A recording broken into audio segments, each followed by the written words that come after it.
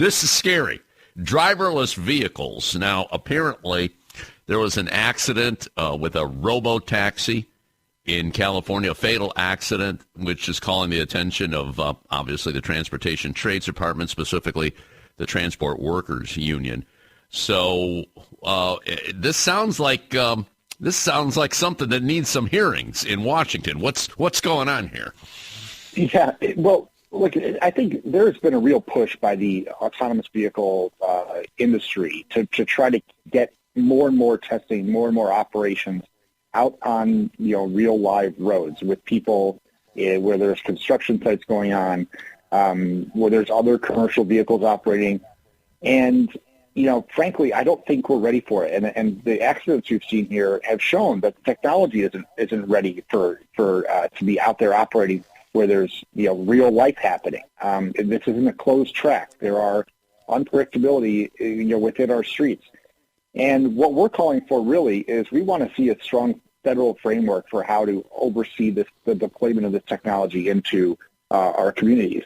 And that hasn't really happened yet. I mean, under the Trump administration, their approach was really, regulation based on waivers. Essentially, how do we get this stuff out there as quickly as possible without consideration toward both safety concerns, but also, longer-term economic concerns that we have about autonomous vehicles.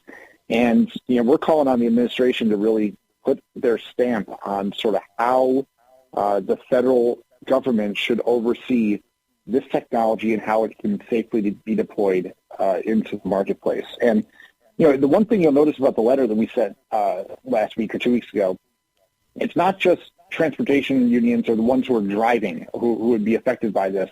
We also have construction unions. We have firefighters. We have first responders.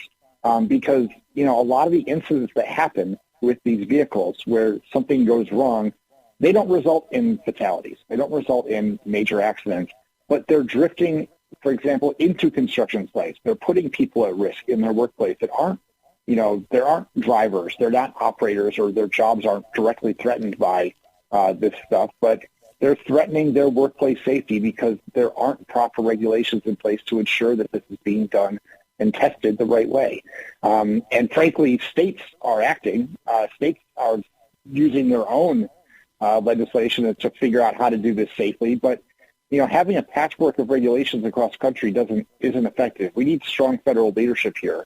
And we're looking for a really good partner in this administration. I think they've said a lot of the right things, but we think it's now, there's an urgency now that we need to see something stronger. Yeah, we got to turn that talk into action. Right now, 27 transportation labor groups are demanding action on this, so hopefully that'll be coming. Greg, thank you so much. Keep up the great work. We'll talk to you in a month, okay, brother? Okay, thank you.